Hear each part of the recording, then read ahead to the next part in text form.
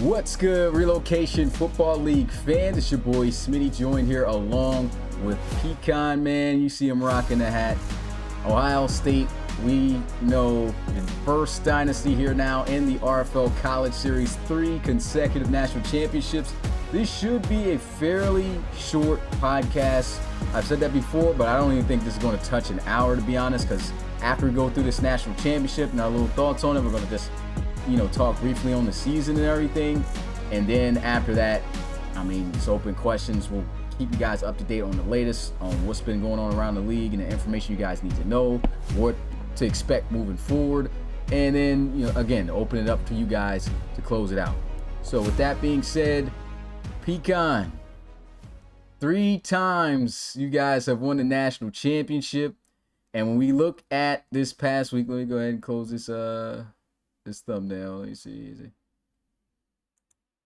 Oh wow, press. Oh yeah, this is it, because I don't have the stats. This is it. When you look at this game, man, LSU, they were the best team in my opinion out of the 4 to meet you. Well, between them and Oregon, because if you could put Baylor in the mix, because those guys really did put up a really good fight, and many very upset about how that game ended.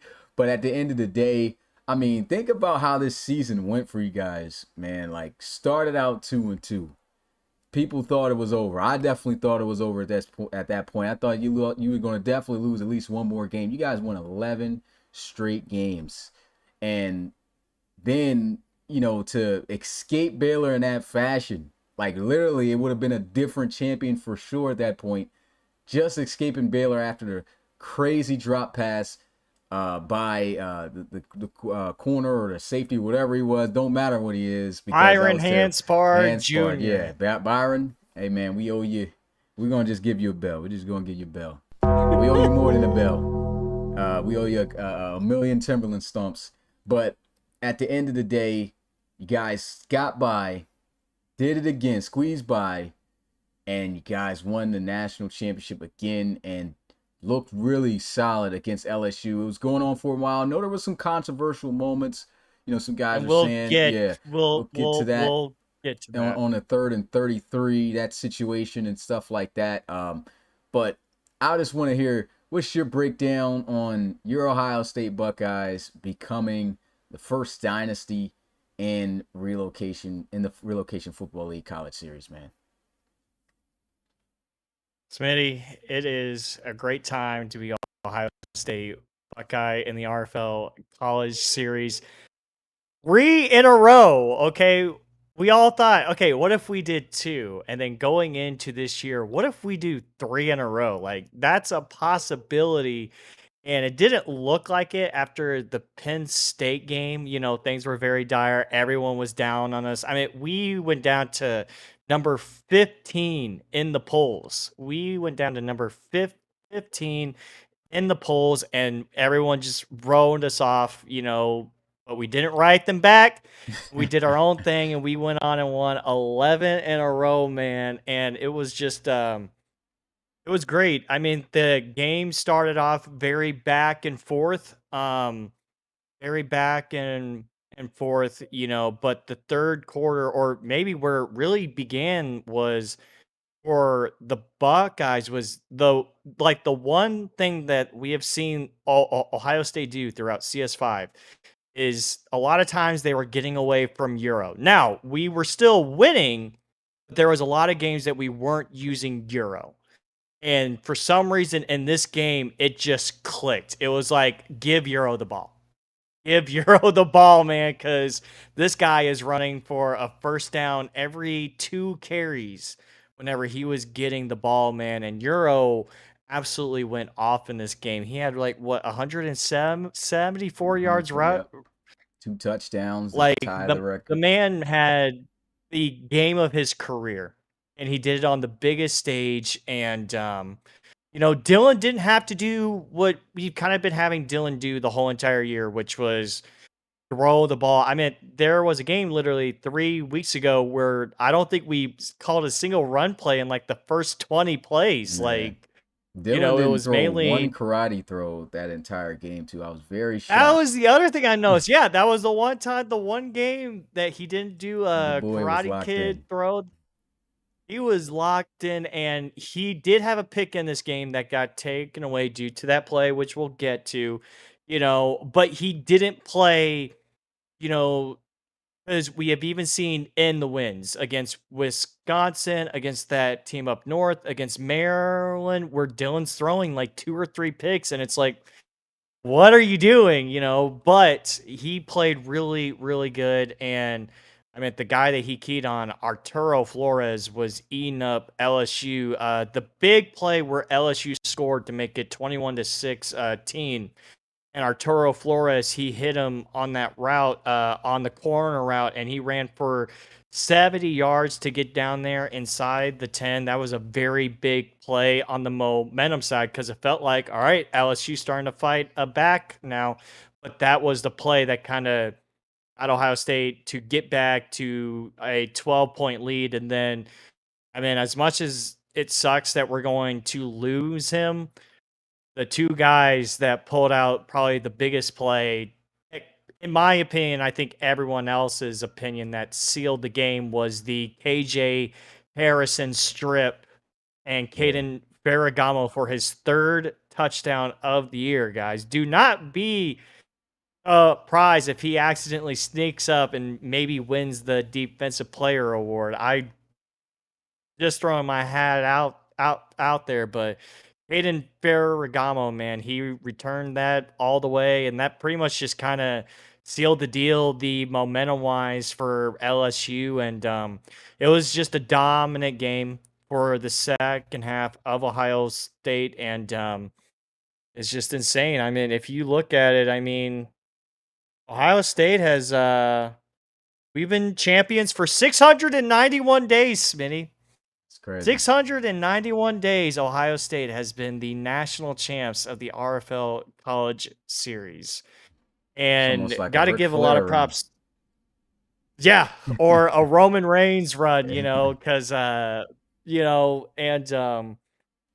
and Taro Sheffield, man, 3-time, the only RFL College Series player in the history so far that he's going to go into the pros and say he's won 3 national championships, which is just insane because all of us that were on that CS3 team, besides Chef, Wyatt, KMJ, Leathers, me, Caleb, we all left. Like, we all went into the pros, and Sheffield was the only one left from the CS3 team that stayed. And and this is almost like a brand new team. Like, yeah, we had Euro and Kentaro, Brock Frederick, who had a very big game, who got the pick in the red zone, which pretty much was the deal for Ohio State in this game. But Brock and Spriggs, so only 4 players came back from that CS4 team, and we reloaded on every position that you needed to go get guys at. And credit to this Ohio State team, man. Dylan Lewis, he played a very great game. He got a lot of flack for the turnovers at the beginning of the year. He still had the turnovers, but they were winning despite the turnovers, like we saw in the Clemson or in the Penn State game. Euro Wimbush, he ends his RFL College Series career on top with a 174-yard game, and all of these other guys that are coming back, like Steve McCaskill, who had a very big year, uh, Kingston, LeBron James, Bryson, he's coming back too. Flores is coming back. You got a bunch of studs on the defensive side coming back, man. It's just so much fun. I could just rave about how great of a job that these guys did after being told after we took the second loss that, yeah, no, you guys ain't going to do it. And for them to bounce back and win 11 in a row, it's insane. Yeah, the guys trying to cook you up But because State. Dudes are already. Hey, man, this is what I said, man. That's why I wanted LSU to get the dub, man. Hey, look, the guys on the podcast, you already know. You let Pecan win 3. Well, he didn't technically win it this year, but if he had stayed, it would have been a third. But Nope. still, technically, he's an alumni. This counts technically like as a championship for him in his book. You know he's going to be talking heavy about the Buckeyes. I knew this was going to happen. The homeboy is just going to put on for his team. Anybody would do the same, so it's just This is like, the only game to talk about. It's yeah, like it's this is the only game. And so, And you like, guys let the one team. y'all let the boys This so is he get what that you he got a guys did. chat, man. So I mean, it is what it is, Q man. Pac LSU try to said, get you the know boys what? next year, And man. it was funny because Q Pac made a post a few weeks ago when, like, do you remember that week when there was like 4 other teams that were ranked above us? There's like 4 other teams that were ranked above us, and they all lost because we were ranked 8th. And Yeah. after those 4 teams Yeah, I lost, mean, yeah, you gotta play the bell for those teams that made this happen. Cause I mean, Ohio State could have still did what they did and not made it well, if we could have y'all just missed out. handled some business. So yeah, that There were that's so tough. many That's tough. teams. There were That's so many tough. teams, and everyone was like saying, "Y'all really gonna let Ohio State get back That's why I into the can't wait playoff to see picture?" what the year, because if anybody don't know, when Pecan makes those videos of the season recap, that's usually like an hour long or whatever. If you do get the chance to do that, because we know you got a situation and stuff going on soon, but just know that Jones gonna be fire, because I mean, just to come through all of that and barely make it to the national championship the way that game went, and then win it is Oh, I just have crazy, something man. Like, special for that. I have something special. I'm making a trilogy, Smitty. This is a trilogy. trilogy now. Oh I get man, to make y'all a got this dude out trilogy. here making So Harry Potter novels with the Ohio State, with the Ohio State team, bro. I Y'all got a gotta do the trilogy Buckeyes being dirty made, next man. year, man. Y'all gotta beat the boys. So It's crazy. let me this is to any of the guys who were saying that like Smitty or anybody was like wanting like Ohio State. No, these guys all year I've been saying, don't let these boys win 3 in a row. Don't, please don't. And it happened. And but I do want to talk about one play that obviously got some type of talk. And that was the interception that Dylan Lewis threw. And I forget who it was. Was it Yanni or Penn that intercepted the ball? Who was it on Uh, LSU? I can't remember. I can't blanking. remember who it Uh, was. I think it was Um, Penn. It was Penn. Greg Penn. it was Penn, Mm-hmm. and a fumble happened. Not really, and it got marked as a fumble. LSU still got the ball, Yeah, but a challenge Ramirez recovered it. happened. But for you know so and this happened at the 5-minute mark in the second quarter with Ohio State up 14-10. So a challenge happened. Of course they reversed it because Greg Penn was down. LSU got the ball because they had it, and LSU got Pretty granted a much third and resumed 33. they pretty much resumed where the ball was recovered from the fumble, as if they were Ohio State. So it was like Right. Ohio State would have been in the third and 33 if they recovered it back, if it was actually a fumble. But instead they gave it to LSU, and they had to take over from there. Now, I will agree that that play, that definitely sucked, and they were still very much in that game at that point. Like I said, this is always going to be that championship in a sense that will have an asterisk, because I can see both sides. Because definitely LSU, I still will say you guys had chances. Definitely had chances in this game to still make that. But from a game standpoint, at that point, that is a lot of, what's it called, momentum shift. So one point that Right. I seen somebody that brought up was saying, like, okay, so a third and 33, yeah, they were closer than what they would have been if they had to take over actually and go down the opposite side. Because if you notice, the entire field flipped. Like, it The literally whole act entire like it field was flipped. Ohio State that was LSU. So it was like Right. they took over from their distance, which already was just wrong as well. So you Right. get the fumble in a sense. It's like a double negative. It's a negative on LSU because they're in the 3rd and 3. It's a negative on them because technically whatever was supposed to fall on Ohio State actually fell on them. And on top of that, they made a big play, but it was a long 4th down and they had to punt it. And so if you really do look at it from that aspect, that is tough. But again, it kind of offsets in a sense because Ohio State, LSU did have a lot of opportunities.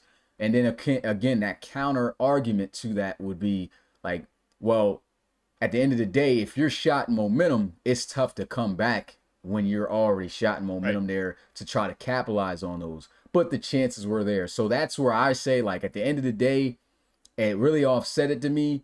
But I could see how both sides feel the way that they do. But it is what it is. It is what it is.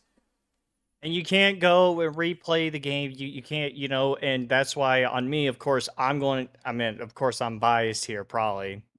There's no buts about that. But to me, it's like they still had because Ohio State got the ball 3 times after that play, and they didn't do anything. LSU got the ball. There was a chance that LSU could have turned something and negated all of those feelings when they were driving down the field in the 3rd quarter after we punted the ball away when we went 3 and out, and LSU got down the field to Ohio State's own 41. They were going to go for it on a 4th and 1. They were going to go for it on a 4th and 1, but a false start that penalty killed pretty much a chance for them to go for it, and then they had to punt the ball away. And then Ohio State just goes on a 6-7 minute drive, and scores a touchdown to make the game 21-10. So I can get the argument for LSU, and yes, I understand you guys lost some momentum there that you were carrying, but at the same time, Aiden did not play great. I don't think the 3rd and 33 had anything because already up to that point, Aiden had thrown 2 picks. Like, Aiden wasn't playing a great game so to anyone saying like the 3rd and 33 was like it changed everything. No, Aiden literally before that threw a interception to a defensive lineman, to Russell Shackelford. You let a defensive lineman pick you off. The first one since Javier Santana in the College Series 4 Pac-12 title game to lose a game. And you throw a pick to Russell Shackelford, who probably doesn't have any hands, but the man picks him off. Brewer got a big play in his final game, and congrats to Brewer. The Brewer brothers are literally the RFL champs all year. That's crazy. That was fire though. I ain't gonna admit that was fire. So you got Drew Brewer who wins a RFL title, and you got Seth Brewer who wins a RFL College Series title, and and then you got all these guys like Brock. He wins his second. Euro wins his second, and but yeah, to me, I do feel for the LSU guys, but I don't think that 3rd and 33 is honestly what caused you guys to lose that game. There was many times where, I think like, all right, the 3rd and 33 wasn't going to stop Euro Winbush from running 5 yards every time that he touched the ball, like it wasn't going to happen. So yeah, man, it's just very exciting, and let me just say 691 days and counting, guys. 691 days and counting. CS6, man. Y'all boys gotta end the dynasty, man. UNC, man. Clemson, where y'all boys at? I need y'all. Hey, LSU, get back there, boy. I need y'all to stop these boys. Cause I don't know. That's a question I'm gonna ask the community. Because I've already asked you which we were just about to get to. Do you guys think there will ever be a team to win 3 consecutive national championships in the college series? I mean, there's even a chance that Ohio State could win 4. And if they do that, I'm a straight out say no. Right. I'm just be like that. There's no way you're going to see a I'm going to team step win in. four. Like that's literally if you came in freshman year when they won their first, you won every year at championship. Like that would have been crazy. Of course, nobody's done that. The closest one to do that is of course Sheffield, but of course he's entering the draft. He's But going into the draft now. man, that's just ridiculous. 3 is ridiculous. The amount of competition we've got even coming up for CS6, and we got new guys pouring in too from the applications being open right And now. this is Like, an era that we still only have 32 teams. yeah, So a bunch of the big teams are playing the big teams. Like it's yeah, not like everyone. I mean, it's not like the last 2 years, Ohio State has had to play the team that they just faced in the national championship game. It's not like that. Ohio State hasn't played anybody. Heck, in CS3, we played against the Georgia Bulldogs, who just won it all in CS2. So it's not like that Ohio State isn't playing anyone. Like this is tough. Like there's only now you can't 32 discredit any teams. team that wins a chip because once you get to the playoffs, you're playing the best of the best. You know what I'm saying? Like, Literally. Baylor. Like I said, it's hard to really say who could have even substituted in some of these spots. You know, we could talk about Miami, but we knew where their flaws were, and they usually have those issues. Like this is going on for 3 years now. Towards the end of the season, they just falter. So honestly, I just feel like Miami would have still been in that same situation had they made it. I like the fact that we got Baylor in there. They put on a good show before their school was going to be off the market for a season. I liked LSU, of course. LSU really was the one I was rooting for to go to the national championship to play y'all if y'all made it, which happened. Oregon, They great were kind of season, that but team we that just everyone was knew. feeling. Yeah, you just knew that team was not going to ball. Like I didn't know they was going to get smacked like that though. Like Oregon, y'all really got Yeah. dunked on. Like y'all got on. Like y'all really got did dirty. But I mean, at the end of the Worst day, that was the blowout. best season Oregon ever had. Like so like Right. shout out to Ronnie, for and the guys for putting them, that far. But like if there was any other team, I guess the substitute. One team I would have liked to. Well, I can't even say that because they lost a bowl game. Was Bama. Bama was very unfortunate with the way they lost, but the way they choked against Oklahoma too in that was it Fiesta Bowl, I think. Yeah. That was bad. So like honestly, this was just one of the seasons where I feel like maybe somebody could have substituted for Oregon, but like Oregon still was probably like still right where they needed to be, in a sense, because I nobody. guess another question is, what do you think about? I feel like Tennessee kind of had their own issues this year Yeah, that I I really don't wouldn't feel have. like that they could have beaten us. I think Tennessee. Like if we had to choose SEC team, like the two teams that made it to the SEC championship, LSU was just definitely definitely they needed to be had the there. deep. Yeah. Yeah, and I would say that I would definitely say that LSU was the best SEC team this year. Just had to say that. Tennessee, they did good the 2 times they played them. Fell short by possession, lost by 6 the first, lost by 3 the next. But yeah, I just it still were some flaws with Tennessee. It was flaws with everybody, to be honest, man. Like every single team this year, that's what kind of made this college series the best one. Why this college series was so eventful, and as much as we did get a dud, kind of in a way. I mean, it was good, but except for me, I loved every minute. But or the value that we didn't get that instant classic still doesn't take away how amazing CS5 was as a whole, Yeah. because of I mean we've had so many games this year that can probably just go down in RFL College Series lore. You got the Hail Mary, Hail Tyon, if you want to call it Six that. touchdown performance by Granger. Even the blowout by LSU over Oregon was just the performance by Biggest Seminole in that blowout one in was RFL crazy. College Series playoff history, and then you got the drop, Yeah, the drop in was crazy. We our, never gonna forget that joint. so CS5 really had some plays. I mean, some amazing game winners as well. I mean, Smitty, you probably lost your voice maybe 2 or 3 times Yeah, this in a year week. from some of Each these like week. games. It's crazy. Like it's actually probably the best thing that I didn't have to call every single college series game this year. Even though we had to focus on the things behind the scene. But Right. speaking of that, man, But I I'm guess talking we because like really it was. yeah, we really got to what we needed to, in my opinion, for this game. Really wasn't too much to stretch on, except for the fact, we already brought home that Ohio State 3-time back-to-back national champs, and just to dominate like this. Last time they dominated like this was in the first one they won against USC, and then of course that close one against Bama. So it's just like they're really on top right now, and just looking to see what teams can compete. We know there's going to be some real good competition next year, man, based on how things looking. We're on Madden 24 with it.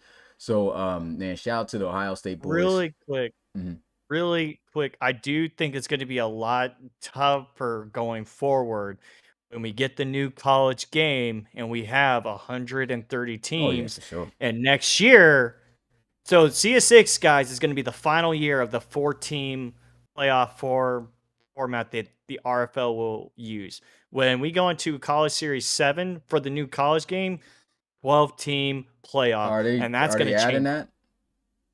They should, Because is that 'cause happening that's in college going to football be next the year? actual, yeah, like the It's next year. 12-team playoff is going to be the actual college playoff next year. Okay, yeah. So yeah, that's definitely happening then. So So that changes everything where there we'll have many more teams to have a shot at except for 4. So CS6 will be the last one.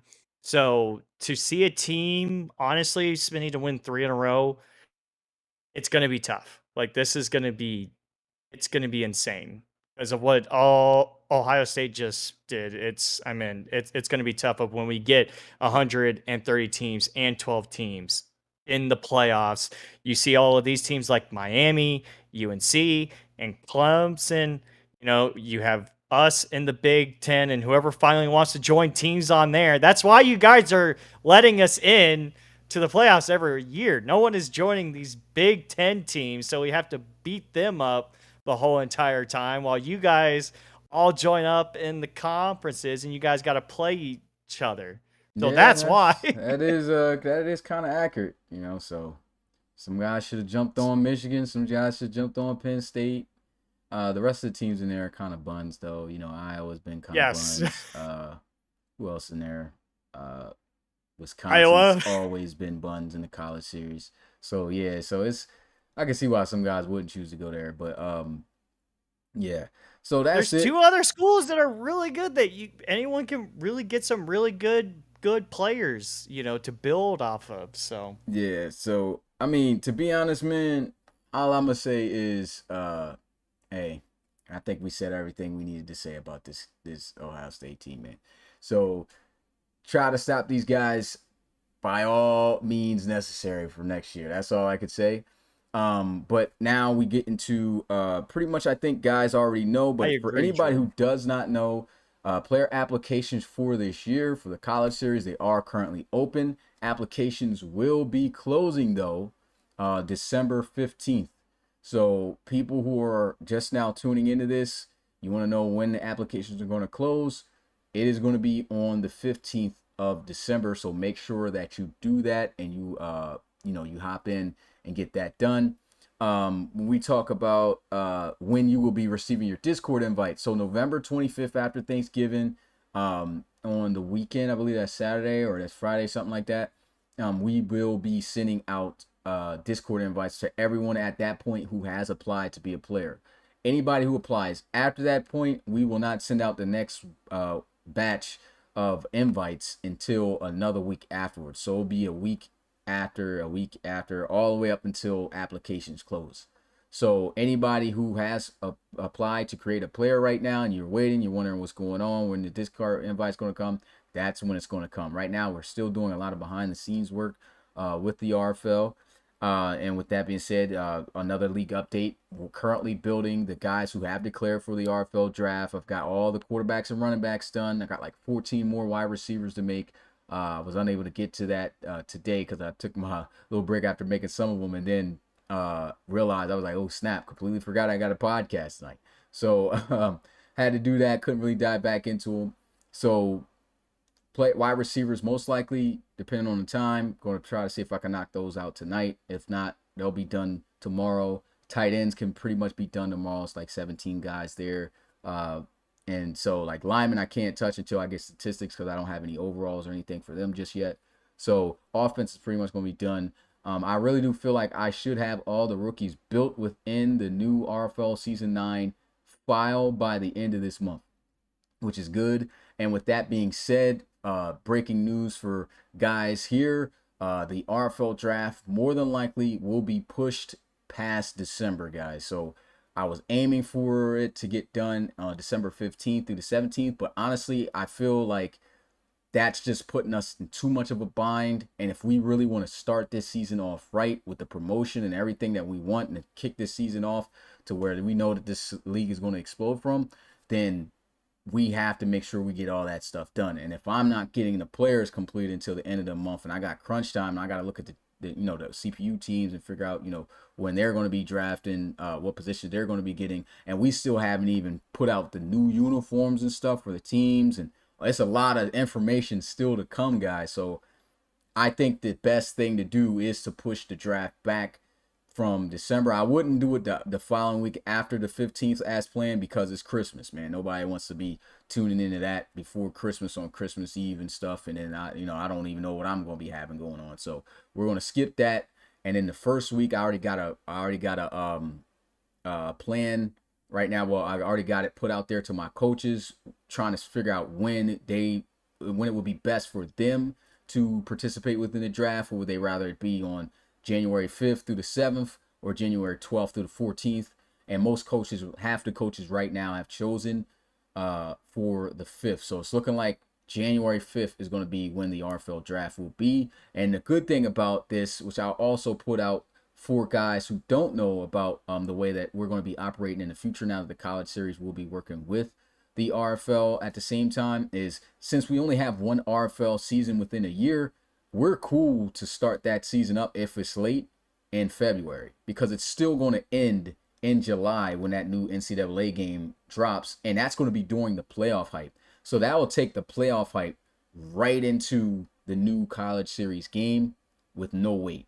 And like, you're just watching who's going to win the Relo Bowl while we're building CS7 and getting to look at the college, game and everything. So seeing what we can do with the college game, and seeing. So that's where it's like, if you really think about it, January is definitely probably the best time for the draft. We are definitely going to aim for the draft from here on out to be in December, though, because that's definitely going to happen due to the fact that we only had to push it back because I was running the college series, this year. And of course I had to get all that stuff done. But with that break that we're going to have for next year, wherever the college series, the RFL season ends, the RFL channel during that time is just going to be picking up on games from the college series from that college game that Zeke's channel, which is now going to be getting rebranded into the RFL college series, will have to pick up. So like, I'm pretty much going to be picking up a few decent games, not the big games. All the big games for the most part will be on the college series channel because that's what the channel is for. So if you're trying to watch those games, boom. And if you're on like kind of smaller colleges that you applied for, you're trying to see those games going on around the country, that's the games that I'm going to be, premiering and showing on the RFL YouTube channel, whichever ones that we can get to. So we're trying to, if we can, record every game every week. I know that's 65 and that's pretty much impossible, but we'll try to grab as much as possible. Yeah.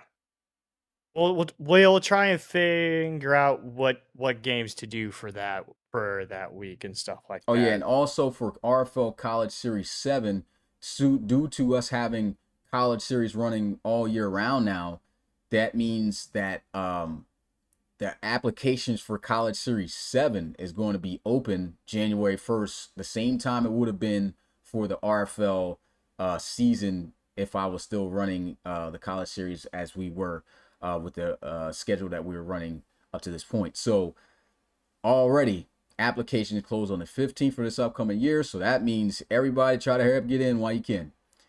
And it's going to be that break up until the 1st of January. When January comes, it's going to be a completely different process. You're not going to be able to choose what attributes and stuff you have. You're pretty much just going to have your player's name. You're going to have You're just going to say what college you would prefer to go to, and that probably is going to be it, and you make your payment. When you do that, that's going to be it, because when a new game comes out, it's going to be first come, first serve. The first person to apply at that time is going to be the ones who's got dibs on choosing a player. Now, with that being said, too, we do have guys returning for the college series this year. So every player that's returning for the college series this year in after season 6, they're going to be a part of that new NCAA game. So it might take us a little minute to build those guys, and then whoever is left over at that point, that's who the new cast will get built over. So most likely we're looking at starting the season in like August. Around the time that the actual college football year is going to be starting. Yeah. So that's going to be fun. Because there's still so many things to look into, like how can we make this work? So, Yep. So that's everything I have right now. I have right here put for RFL top 100. I already have a top 100 list that was made months ago. Shout out to Forbes who helped put the voting and stuff up together for that. That I do have it. I just got to make graphics and stuff for it. Might be having that in the future to show you guys who the top prospects are, who the top players and stuff are. Yeah, but it's going to be a lot coming, guys. That's all I can say. I think that's everything league-wise up to date that you guys needed to know. And right now, if you got anything, Pat, you can go ahead and talk about it. But if not, we'll just go ahead and answer any questions that we see posed within the chat. I think I'm pretty good here. Except I can always talk about Ohio State more, if folks I want doubt that. anybody wants to hear that. If they want to hear me sing Carmen, Ohio, I think I can do that. Let me see. I know Rodney Goins would really enjoy that. But yeah, let's open to questions. Next year on the new game, I want to see. Okay, East Carolina Pirates win it all. East Carolina. Oh gosh. Imagine. Pat with the That is the updates. other fun thing too, Smitty, is that when we do get the 12-team playoff, there is going to be one at-large school from one of those smaller teams. So if you want to build a dynasty with the Tulane Green Wave, you'll get your chance. Yeah, you gotta still win that division. Now win that conference. Yep.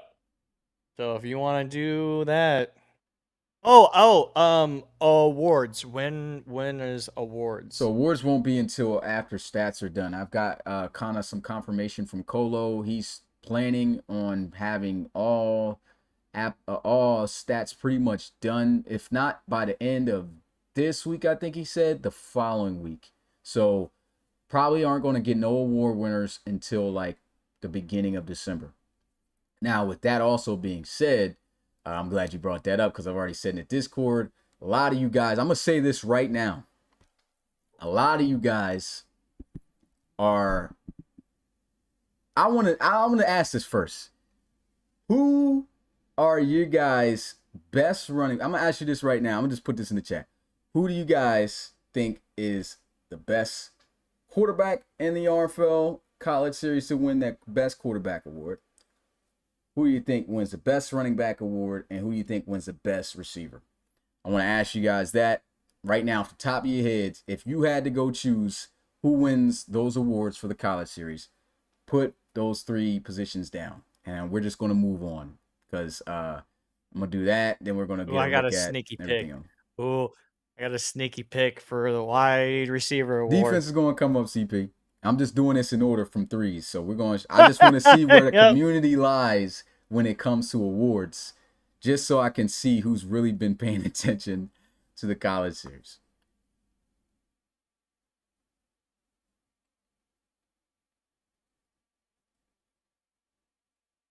Although you can't tell anybody. Well, I don't think Colo knows, but he has the stats, so let's see. All right, I got I'm a couple saying suggestions.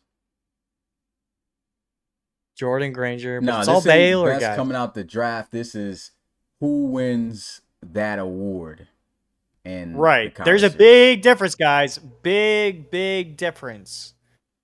Because that's the part. I don't even think I'm going to go through this because this is already taking some time, so I don't want to stretch this out. So yeah, sorry, CPI. I guess we're not going to get the defense, but pretty much, I just want you guys to know the difference before dudes start complaining and dudes start doing the difference between an award winner and an actual talent.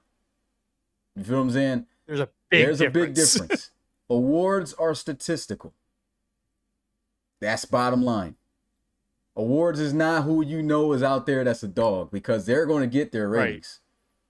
Right. Awards is strictly statistical. That's it. So when you guys see who's, because like I don't even got all the full list you done yet, but just know that the people that some of you guys have been bringing up saying there's some people that have been slept on in this college series that dudes really are saying like don't even mention that are like front runners for awards. Like there's a running back that I have in my mind. So there's like, a big difference from like where I think who's going here in the draft and who actually balled out in the college. Not series. Your friends, not somebody who you hype seeing around the community. Whoever balled statistically, that's who's getting the awards. And some guys gonna probably look at those awards and be like, oh yeah, we know. Just look at the awards. But I'm telling you, it's good competition throughout those statistics. You know what I'm saying? And some people would sit there and also mention like, hey, you know, well, they ain't go nowhere. If the dude, it's almost like saying, let's look at last year's award winners, right? Calvin Poole, Javier Santana. We knew Calvin Poole, hands down, is the better quarterback coming out of college. But Javier Santana threw 41 touchdowns. Why would we not give him an award for that? You know what I'm saying? So that's the difference between an award and versus who's really nice. You know what I'm saying? So I'm just putting that out there right now because I already know some dude's going to be salty. Oh, you already know, dude. Salty. You already know. And even with those guys who think they got it in the bag right now, you technically don't, because one thing I'm not going to say to give away how I'm going with the awards is there's certain statistics that matters more than others. So based off of those statistics, you may think this guy's a front runner because, oh, he led the league in this, oh, he did this. But did he have these? Did he do this? It's a combination. Yeah. And if you didn't, then the other guy, he may have less than you on certain things, but he did this more than you. And then he wins the award because that's how it goes. So I'm just letting you guys know that's how it works. Right. Like there's like another guy to like bring up. Frederick Irving last year won the wide. He wasn't even the best receiver coming into this class last year. That's another thing. But he had the best stats throughout, CS4. But everyone knew Shark and Caleb, potential-wise, are just on another level. So, just like we are saying, it doesn't have to be the award is not going to go to the guy that we all know is the top dog. It's going to be the guy who had the statistically the best year out of anybody, and who was really like just dominating in that position all year. You know what I'm saying? Like, like I said, that's why record don't matter. If it's a certain guy who's literally been carrying this entire team and his I have a guy that's on my mind too. Absolutely I have ridiculous, a guy. Then it's like, yeah, that guy needs to get the award because like at least be recognized. Yeah, because it's like is either that guy needs to be recognized to get the award or like at least in this or at least win it. You know what I'm saying? So like there's guys in the conversations that some of y'all don't even know about. Like think about like I think I'm giving away a little bit too much in a sense. Not give away. I have crazy, but I think that I've given you guys a pretty clear idea to really have a much better understanding of who's going to come out on top with these awards. That's all I'm saying. Polo asked, "Are y'all doing runner-up for awards?" I don't know if they're doing this the same, but they normally have like a list. Yeah. So we got the winner, then the 4 guys who fall behind. Smitty, it's Don't freak out, but moment Where? at the awards.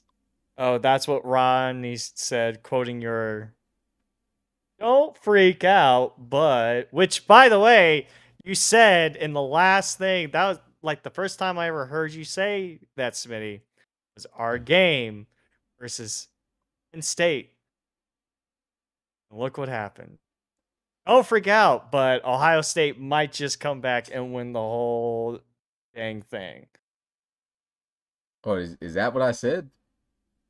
I think no. It What's- was we were down 30-6 and you were making a joke oh yeah. like, "What if we just come back and win the game?" And you were like, "Don't freak out," and we all knew that we were losing that game. Yeah, I already know exactly what you're talking about too. Yeah, yeah. I've talked with Colo, so hey, Colo, stay solid, man. Don't break for nobody. Even the Baylor boys in the locker room, don't tell them nothing. Cause I already know. I already know. Like I pretty much told him who won a certain award, but yeah, We know some hearts are going to break. We yeah. know Some dude's gonna be sick, bro, cause they gonna be like, "Yo, I did it. some dudes are Why gonna we be. not? But we went here and what? How's hey?" You already know, bro. Last year we already saw I'm it just saying, when bro. one guy didn't win the Mackey Award. Our guy Hodge. When he found out that Tyler Cage beat him.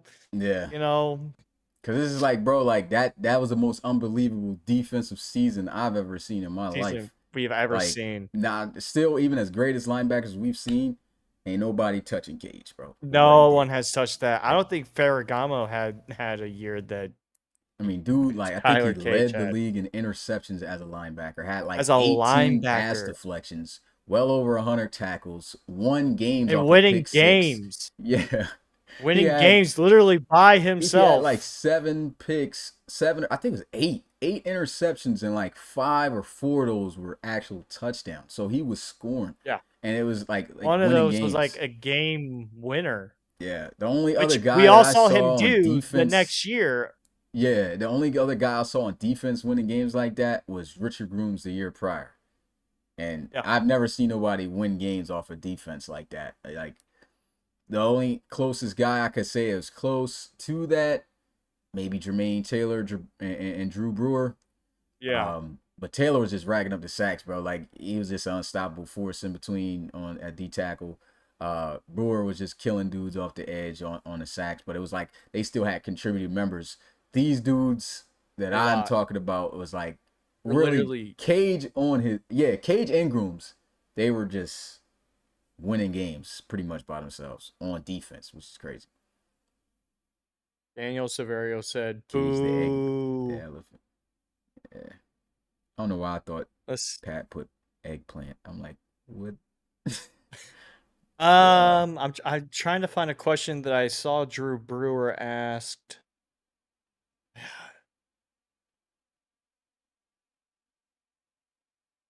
Oh, I can't find it. I'm finding it, Drew. Don't worry. Finding it. Stop commenting. No, actually, please do because it helps the channel. Oh, found it. So you touched on it briefly, but are we getting uniform reveals like the logos? That's what Drew Brewer asked about um, RFL.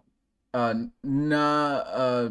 When we reveal the uniforms, we're revealing pretty much. We're gonna reveal like key parts of the uniform first. Then we're going to reveal the whole joint. So like we're still creating uniforms. We did make all 32. We reviewed them, and then after we reviewed, we looked through what things needed to be changed. Oh shoot! I accidentally hit somebody on accident, which was Colo. My bad, bro. Ah! Let me play bad.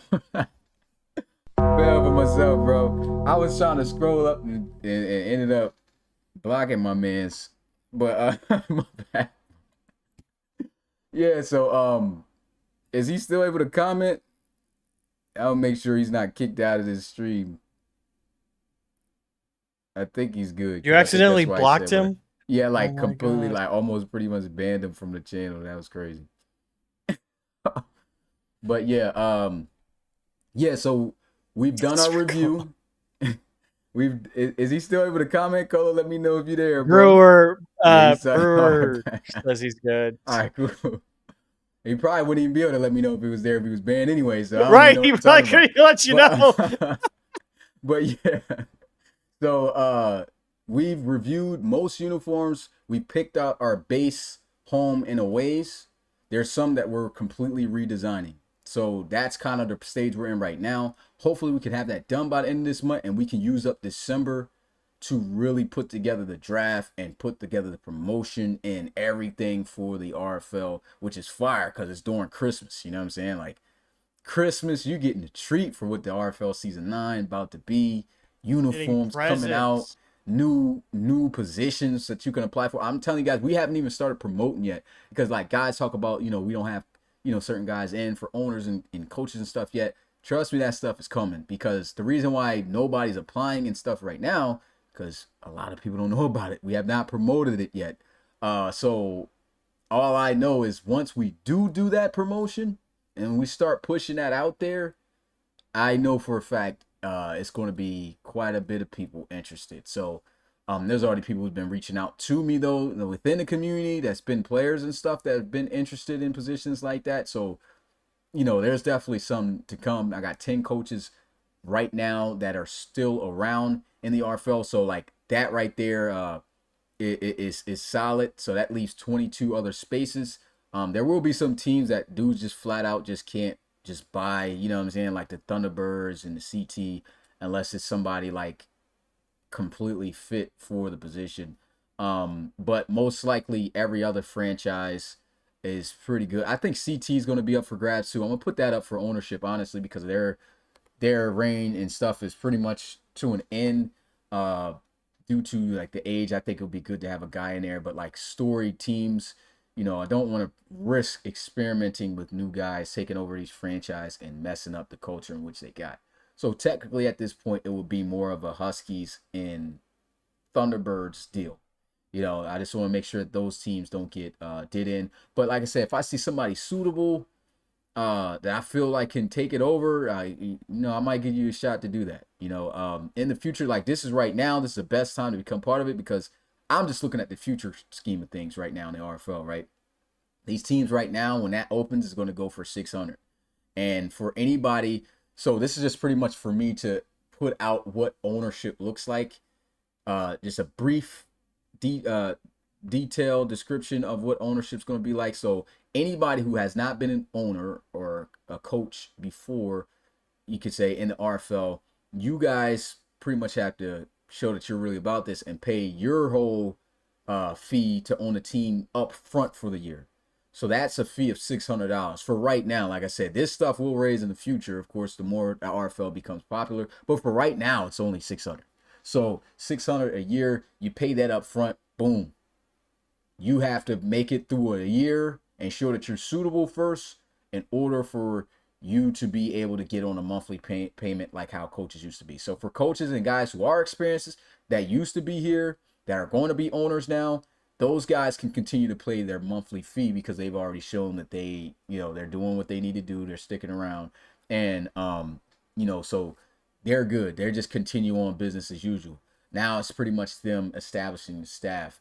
I'm still working out everything. I'm trying to write out all the aspects to the staffing and all that stuff in the Discord. If you are part of the RFL Discord, you will see that in the Discord where I've got a lot of that stuff pretty much written out, but there's still some details I need to add. So guys who are interested in being in those positions in the RFL, just know we're going to be promoting that. And to be on the lookout for it, man. If you're in the Discord, you already know about it early, so you pretty much got a head start. You got to jump. We're definitely planning on pushing this other places. So like I think that word's going to spread, and a lot of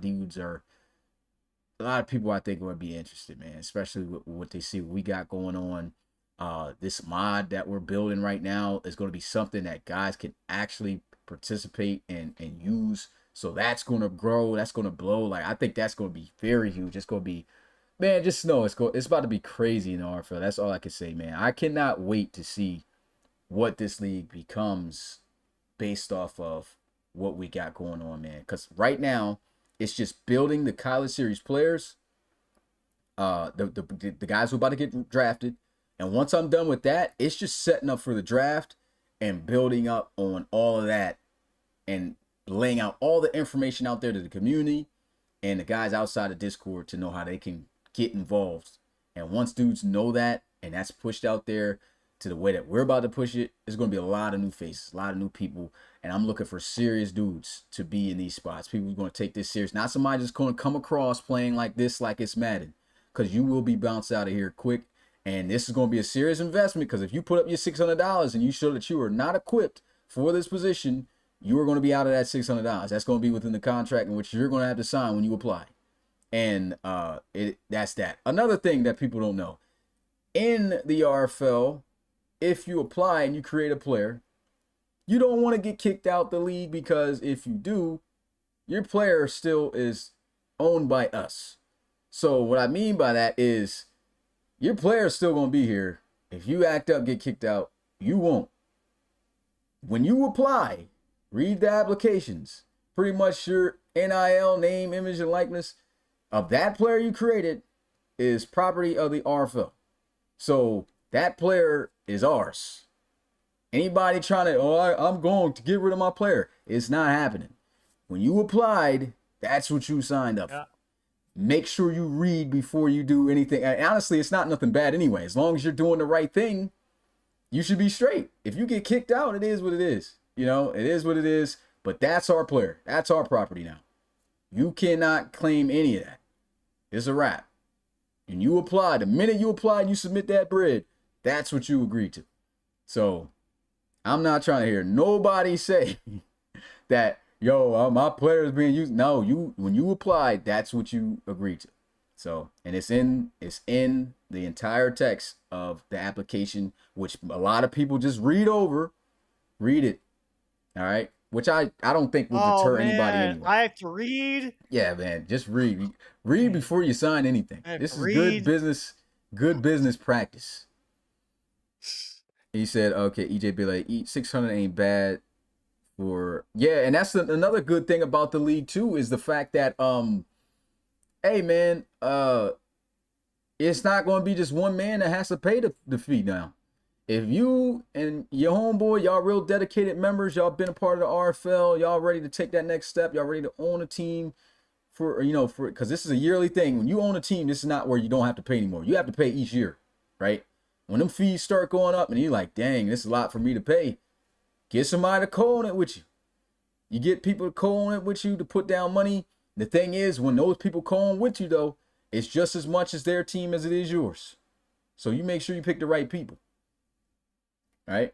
And in earnings and stuff that we're planning on giving out for seasons in the RFL, that goes towards the people who are the owners. And then that's up to them to decide what they want to do with those earnings, if they want to disperse that amongst their staff, like their coach and stuff. But if you're the guy who put the money down, whatever the team earns, that goes back to you. So don't get mad at your owner if you end up being a coach and he pockets the whole Reload Bowl check and you like, yo, can I get some of that? And he says no, because he's the one to put the 600 down. You know what I'm saying? So right now, the earnings for winning the Reload Bowl for this year is $500. So pretty much you're getting your investment for the year back. And then on top of that, you don't have to pay for half the year if you win the Reload Bowl. Like Coach Reed right now, he does not have to pay anything starting January until, I would say January, February, March, April, May, June, till June. So that's how it works. You pretty much get your bread back as if you make it.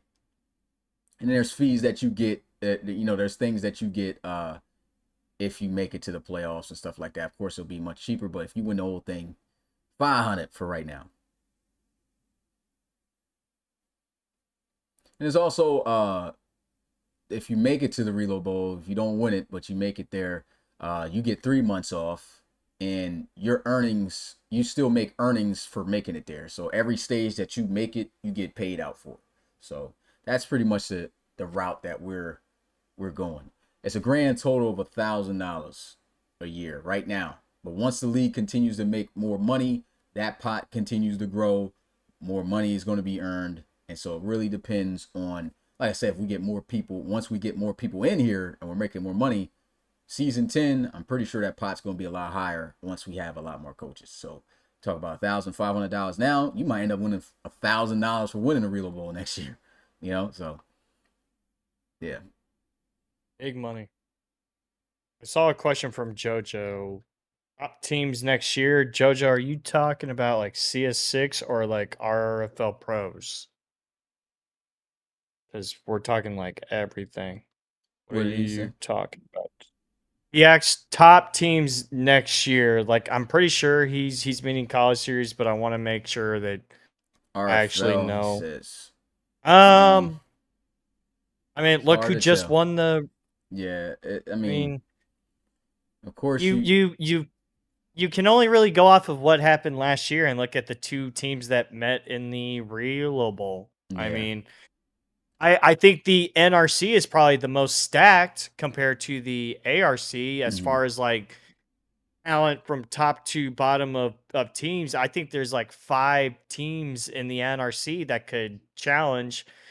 To me, in the ARC, I mean, the Celtic Tigers, they're getting older, so that's kind of the concern there. You know, the Huskies are on the rise, but we still need to see what can Calvin Poole do for a whole entire year before we can really buy in. Mm-hmm. Um, I mean, the Voyagers are always there. You know, what do Miles McCain and the Miners do? But to me, in the ARC, it's the Bulldogs division. I mean, it's the Bulldogs, the team to beat. In the NRC, there's like 5 teams really that you could say out of Man, you got the any of them. Explorers, you got the Steamers, you got the Thunderbirds, you got the Snowhawks, Snowhawks, the Thunderbirds, the Diablos. Diablos. Like Yeah, it's a you lot. got That's five five right there. teams That's already, and there's teams coming up for real. Like, uh, in the NRC too. Like yeah. right, like So so the NRC is like that one that's like just full of dogs.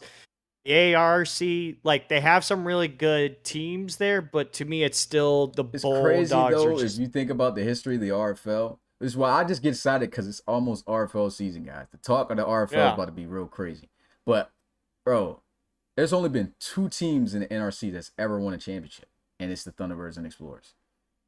Yeah. Every other team represents the original conference of the ARC. So, like, it's crazy how that happens, but the original conference still finds a way to get it done. And they were dominating in the Pro Bowls every year up until like these last 2. NRC's now starting to show like, yo, we got the better players. We winning these Pro Bowls. Yeah. And the cool thing about the RFL Pro Bowls is this ain't like the NFL and their Pro Bowls. They actually out there playing. They actually They getting actually smacked. Like, play. They actually injuries don't right. matter. Like so it's like real. If these guys played, what would happen? So that's the cool thing about fantasy and simulation, being able to have that stuff happen. So it's yeah, man. It's crazy, man. It's really crazy, and it's crazy because I can hop back into older games and even be able to like say, for instance, with the mod and stuff, we can even do throwback players, stuff like that, throwback rosters, in the RFL, stuff like that would be dope. You know what I'm saying? Like Yeah. just man, I'm just thinking about it. Like PC opens up so much for us, man. It's ridiculous. It's ridiculous. Before we do like before the mod era ends before the college series, I kind of do want to see like if we take all like the best players, like who would we put from like CS1 to CS6 of the mod era?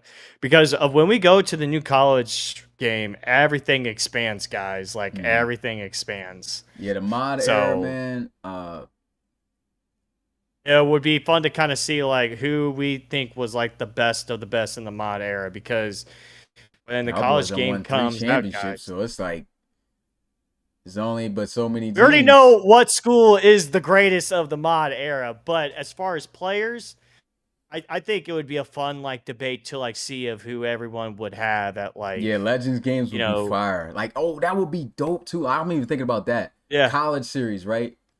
Even getting players that are from the college series to be in an all like I Ohio thought State about that team. too, and that's something. Like That would be when we get the crazy. college game, Yep. that's And I going to heard be they fun might because bring back Team Builder a day ago. I heard that they might do that. So if that's the case, like we could like say for instance we did that for Ohio State. Think about the players we would have on there, bro. Drake Crowell, freaking Drew Brewer. Monty Wyatt Like as yo, a the teams would be ridiculous. backup. But like I think it would more so be like that. I would have to say we would probably have to do an era where it's the guys who actually participated in the college series and the guys who Yeah. didn't. Because Drake Crowell, he wasn't part of the college series back then. You know what I'm saying? Like, Even though his back story is coming from you know, it's Ohio crazy. Who State, else was from so Ohio State in the RFL? Keith Guyton. there is a guy. Yeah, Keith Guyton from Ohio State. Like, yo, that Ohio State team is crazy. Like, would be crazy. if you actually build off of Yeah. So But that's yeah, how I it would think have to go. that would be a lot of fun to like do is That boy Trey when Worsley we from get to the LSU. actual college game, like make all like imagine a Darnell Hodge being able to play with like, some of those Miami boys in CS2 and Oh yeah. everything. Amir Or Williams. Darnell Hodge to Dorian Chavis, like, That would so be crazy. Who would be like? And that's gonna be crazy to base just to even think about who would be right. first team, second team out of Oh, that. well, Like, with Darnell Hodge, there's Amir Williams. yeah, but honestly, Who in would you my even put opinion, there? who you would put at one would have to be Hodge. He came out the higher overall. Probably, He was the yeah, he honestly had the best career because he stayed a few years. And although yeah, Amir Williams, he probably would have tore it up his second year. He only stayed there for the one. So I would say yeah. Hodge would be one. Uh, two would have to be Amir. And those are the only two guys who came out so far Yeah. from there. Yes, because yeah, new guy Isaiah Allen who's there right now. He would But he's play leaving. three. Yeah, Yeah. yeah. So they haven't really had any back. But like, man, receivers that receiving cores would be crazy. Receiving cores would be a little bit crazy. I TCU don't would be even the think that same was as it was when hard they to were good. find. Literally, just yeah. just Amari and Shark. Amari and Shark, yeah. Yeah, they But probably would man, if add y'all Dean want to talk Staley in about that. something, yeah, if y'all want to talk really, really quick, I am excited about the transfer portal and what it has done. This transfer portal was a lot of fun to watch. But my whole thing is, as much as these teams are getting talent, let's see how it goes first. Because we've seen this before. Mm-hmm. All because you get players doesn't automatically make you good. We've seen that with certain teams. We saw that with Baylor in CS4. We saw that with Notre Dame in CS3. You can have all the players you want, but all because you have every single player at every single spot, it does not automatically make you good.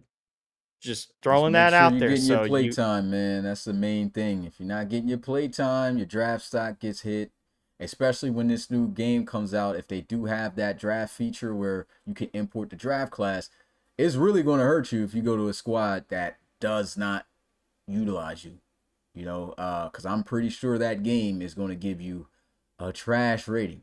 And I'm gonna be honest, I think that the new NCAA game that EA is dropping is going to probably do a lot more justice for the high end guys. Like I could see guys having better ratings than what I give them coming out. For the top end guys, depending on if they really ball. right.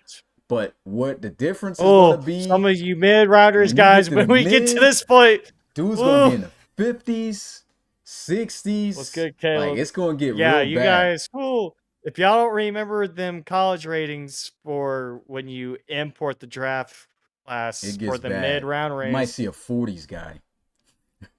yeah, And if that's you, man, ain't be nothing you aware can of do that. about it, bro. It is what it Yeah. is. You know, it is what it is. Yeah, a great point that they just brought up. Washington and CS5, they had like the fourth or fifth most out of any team, and 2-10. Yeah, that's a Let me see if fact. I see any more And see, questions. Drew just hit me about that Legends idea. That would be dope, though. That would be, bro. Yeah. Imagine a defensive line with Drew Brewer and KMJ. Oh my Woo! God.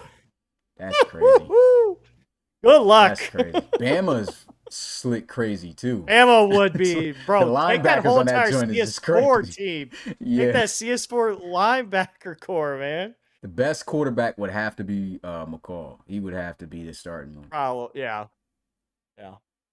The rest that came after that have not been good. Not been too good. Look, they're each like they aren't the best, but they've had their like individual moments in the college series that like was great, but they've never been consistently great the whole year. It's Yeah. weird with Rocky and Logan, which I don't think he's coming back. So guys, if you want to be a quarterback at Alabama, now might be your chance. I was seeing just for some I'm gonna have a post on this, but just for some RFL content, I had looked through after finishing the rosters to see who the Okay, top I was about to guys get in the to RFL were, and it's pretty crazy. Guess how many 99 overall players we could do. We haven't done no fun facts with Pat or anything in a long time. So I we haven't guess done in a that in a sense, while. what we could do is we could do something similar where I'll just ask you guys a few questions. So I'm gonna ask Stuff you that three. you know, yeah. So how many 99 overall players do you think is in the RFL? Access 4. We put a half. That's not an answer, Olin. That's not an answer. I will take the first part, but I'm not going to take the other part. All right. So if we're gonna go with I'm guessing he's playing around. Of course, he's playing around with the half. But Olin would be Yeah. right. Let's get him 500 reloads. It's 5 players that are 99 overall players in the RFL. I was just going through this with Zeke because I'm just like, man, the RFL league is so great because it's just, there's no like some guys can say some stuff like, yo, we got some OP players, and there's some guys, but if you look at the guys who really are dogs in the RFL, that's what makes the RFL different from any other thing. Those guys have been in the league grinding for years just to even get to that point. Like that's what makes it all about grinding in RFL. Like you can have a player, you think he's not about to be nothing. Like I remember I was talking with Zeke, like saying, yo, 2K used to be a 70 overall. I never thought he'd touch the field. 70 overall coming in as a rookie, 6'5" coming out of Alabama State. What is that? What you know? The Hornets. Imagine what he was doing in college, based off of what you've seen. And this dude now is a 94 overall. He was in the RFL since season 3, I believe, or 4. So that meant that this guy has been playing for 4 to 5 years just to get to a 94 overall. That's what it's about. Anybody who's in the tops in the RFL, it took them time, it took them effort, and they had to grind to get that. We even went through how many user players make up top 10s for positions, and it's less than 10 guys. I think it's like six guys who actually are active. Guys, don't get discouraged. It builds time to become an actual great Yeah, you player. got to be a dog. Like, Like you really got to put in your time and ball to be one of the top yeah. players in the RFL. Like, So a and this lot is of the these list. guys. Okay, I got two. I guess I got one more question. I don't have two, so I'll just ask one more question here. Who is the top overall rated? Let me see if I can find something that might throw somebody off. Olin is right. Longevity is key, especially in this world, guys. Like, this isn't real life. Like, Mm-hmm. in this world, longevity is the key. It really is. Who is the top overall rated? And this is a two-way tie. I'll just say quarterback. Who's the top rated quarterback right now in the RFL? And guess his overall. Anybody's got access to I the PS5 can or I anything? answer? Uh, huh? Can I answer? Nah, you good. You ain't. Anybody got access All to right. the file? Do not answer. Jojo said ESJ. Come on, Luke ESJ. Poor got it. Reed Listen. Wagner, 98 overall. So All right, Luke. there you Nice. go, Luke. My boy trying to put some work in. I see. He See. is. Let me see. Yeah, it So he wasn't gets who 500. I thought. Who'd you I thought? already forgot that he went down in Oh, Gidley. overall. Is he? Yeah. Gidley is the tied for second highest overall quarterback now in the RFL. That's what I had the feeling. I was like, I think my quarterback, he's either first or he's second. I know he's at least second, but And so I will give I'll let you guys know the top overall rated players in the RFL are one. These are the 599s that tie for one, but Dion Gunn, offensive tackle for the Crusaders, he's a 99. Luis Luciano, tight end for the Armadillos, he's a 99. Tavion Hall, running back for the Desperados, he's a 99. Romeo Jackson, wide receiver for the Steamers, 99. Piku McCullough, wide receiver for yeah, the Diablos, 99. Diablos. And then we get into the last I five, which are all 98s, which of course we know is Reed Wagner at quarterback playing for the Steamers. Wide receiver Keith Guyton is a 98 playing for the Huskies. CJ Robinson, wide receiver playing for the Explorers. Offensive tackle DeMarcus DeGreat, 98 overall playing for the Dragons. And then defensive end Max Knight. This is our youngest guy who's really dominating, playing for the Thunderbirds. He's a 98 overall. Yeah. And he's like 24 or 25, and he's a 98. So this dude's going to be around killing for a minute. Who is the dominant guy on the Diablos last year that I felt like sacked us on, or there was a team that he was playing where he sacked a guy, I feel like, on every play. Who was that on the It's got to be Diablos? Marvin Wolfalk, the linebacker. That's who. Oh Yeah, my he's gosh. crazy. He's not even Where in the is he top at? 10. He's not a top Wow. 10 anymore. Wow. Yeah, top 10 linebackers. Oh, I'm tripping. He is. He's top 5. Yeah, for Yeah. D Outside line. Yeah. linebacker, he's 92 overall at 4 Okay. out of linebackers. The best outside linebacker overall wise is Tim Pennington, who plays for the Lancers. I mean, yeah, who's converting into the Lumberjacks. Yeah, he is, Pat. Yeah, so I can't wait to reveal all this stuff to you guys. It's gonna be some great content, but I just wanted to go ahead and get a little bit of RFL content out to you guys, so you guys can see what's going on. CP, shout out to you, my guy, because you're actually top 10 in the RFL for strong safety. You come in at number 9 at an Nice. 86. Congrats, buddy. Let's see if Congrats. there's any other community members in here that I can congratulate.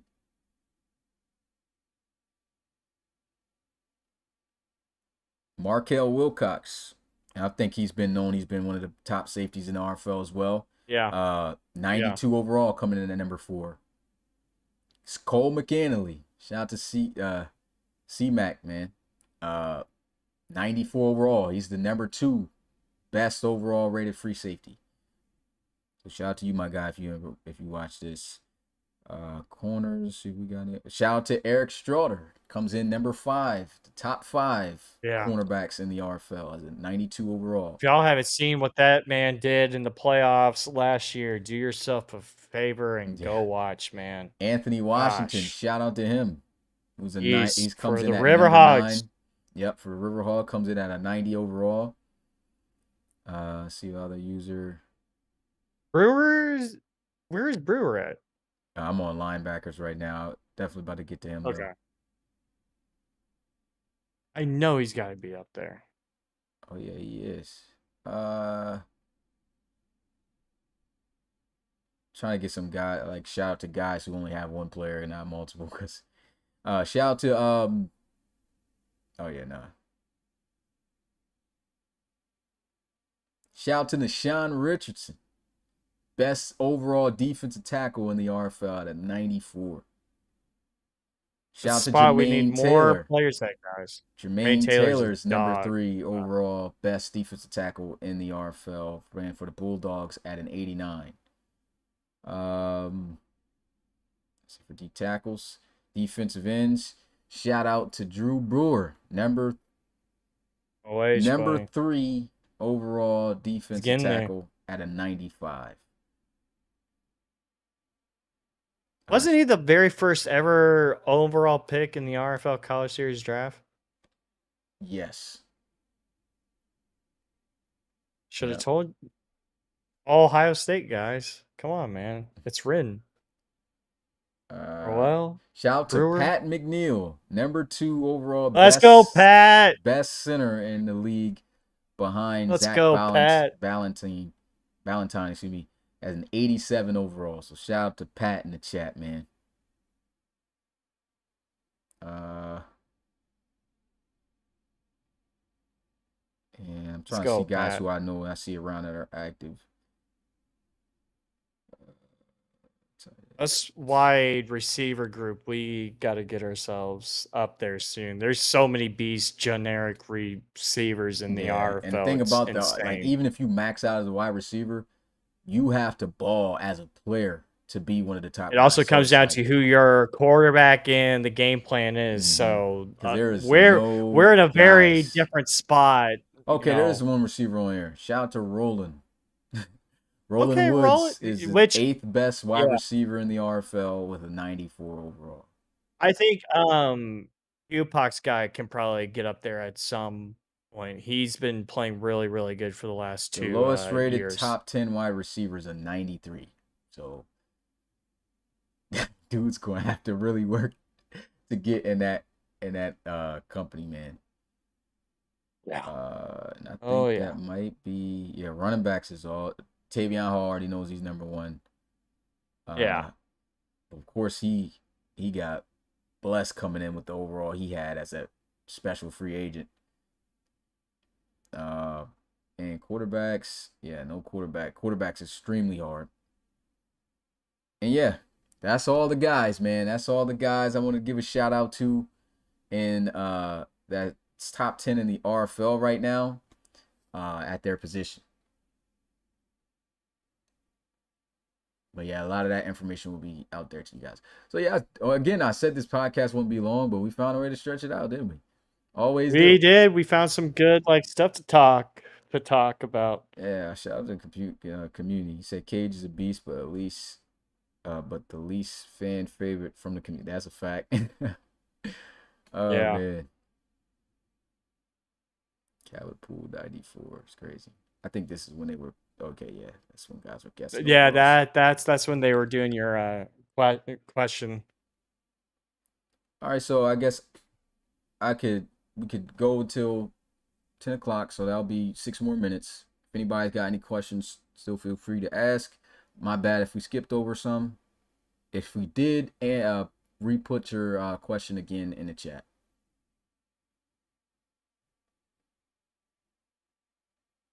Well, we'll run this for another 6. Or if we don't get anything, long. we'll just I've been up since 3:30 in the morning, guys. Okay. Which I'll get to that at some point. So I think I said RFL 1, RFL College Series 1. Brewer was the first Season 9 rosters. Okay, so the Season 9 rosters, once we're done everything, we're going to put that out to the public. So you probably won't be able to get that until close towards, you're probably not going to be able to, you definitely not going to get announced on Building the Rookies. You're not going to see that until the draft, after the draft. Or I might put the file out, because good thing that this isn't online. I could put the file out before the rookies were made, so you guys can see all the RFL players that's there, that's currently on the team in the rosters. I'll work on trying to see what file that is. Smitty Olin just asked us a question. What has been your favorite game this College Series 5 season, Smitty and Pecan? There's so many, bro. So many. Bro, I was trying to put down like my top 10 list. Like I was trying to like just for like fun to make like a top 10 list. I'll probably send it to you, but like I was like, bro, I feel like I'm leaving some games off, you Yeah, know? it's Like I some was like, I games you feel like I'm forget about because some of the recent ones was just so hard. Like right, I'll say but the best one I called for sure was Tennessee beating Alabama off that Hail Mary. That was crazy. Hail Mary. And, Um that was an insane game. I mean, and then you even go back. I mean, yes, even the LSU and the Penn State game. I mean, yeah, the score was low, but it was crazy. a very that was a very crazy game to watch. To me, Pat, I mean, Olin biased the last game. As a biased fan, I think the last game that we all just watched is probably my favorite game Said any of this year. high But no, overall free safeties. Yes, it's not really a lot. Safety's a spot. Like we got some high overall guys, but safety's the spot that's it's really a spot that can start to be filled up with users. I feel like. yeah. Yeah, this was definitely in my opinion the best college series. Just in terms of the games, like we just fired. All right, Drew. Yeah, 3 more minutes. See you, buddy. But if I had to pick a non-Ohio State game this year that I would say is probably my favorite one, honestly, probably Miami, Georgia, man. I think that Oh, that was comeback crazy. Yeah. was insane. That was an insane comeback. So who do y'all think in third sophomore Sophomore year year will will excel more than they did last year? Oh, so I think you oh, meant I'm trying in to their sophomore year. oh, Uh, like all of us, like yeah, us obviously he's guys gonna ask. going Yeah, he said there too. Yeah, obviously he's gonna ask that because he knows he's in the mix. Caleb, offensive rookie of the year from season 9, season literally. 8. But yeah, obviously you Shark, I think is gonna be crazy. Um, ain't a You only talking sophomore, but about I'll say like old boy from the Dreadnoughts, Perk gonna go crazy. I Um, think Perk is finally going to break out this yeah, year. Yeah, he had a good year last year, but I think this is a great year for Perk, in my opinion. I'm not going to say I will have a breakout year, but I know I'll do better in stats than I did last year. I don't have to compete with Smelter anymore. I mean, but you are a wide Um, receiver 4 on there, bro. I don't know if you're gonna be. I know. Yeah, I don't know unless about. Curry or somebody gets hurt, Oh I'm man. stuck. Yeah, and that's I another you thing. I know guess I'll end on that because you got 2 minutes left. Injuries are going to be prevalent. So coaches, I hope you're looking at this right now. RFL has never really had to deal with injuries. I know some guys say, "Well, I had lost some guys or whatever." You never really had to deal with injuries being a factor to the point where I like I depth like these matters teams in in real real life. life too. So that is going to be very prevalent Unless in you are this year in the Fry RFL. Yeah, so like that is going to change a or lot. Khalil.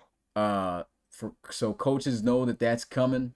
Don't complain about the injuries, man. I know some dudes gonna be sick, but like we're all gonna have to deal with it because that's what it is. That's what football is. You need That's depth how is it probably is. one of the That's most yeah. important things in football, and we've never had to deal with it in RFL. We've had some injuries, but it's just like one thing I am turning off though is the progressive fatigue. Looking at that, I gave it a shot for the last 2 seasons. To me, it sucks. So we're just getting rid of It that. Even if has they not. fixed Yeah, it, I don't like it because it just makes the player play like way too tired and it's terrible. So progressive fatigue is gone. We're not dealing with that no more. There will be injuries in practice still. There'll still definitely be that. Yeah, and then of course, like so, you guys gonna have to make sure they carry a backup quarterback. Guys gonna have to make sure they carry a backup everywhere because it's about to be real, man. But yeah, it's 10 o'clock, man. We definitely went over our time than we expected. Appreciate you guys, tuning in, man. I'm not gonna guarantee that there'll be a podcast next Wednesday or Thursday, because we're just working right now. So any content that we have to display for you guys, just look out for the channel. Turn that notification bell on, and yeah, we'll see you guys whenever we can with the next piece of information about the RFL. Be on the lookout for all of that, Season 9, uniforms, all that stuff. With that being said, though, go ahead and roll out. It's your boy Smitty, RFL Commissioner, play commentator, along with Pecan. And we'll see you guys next time. Peace.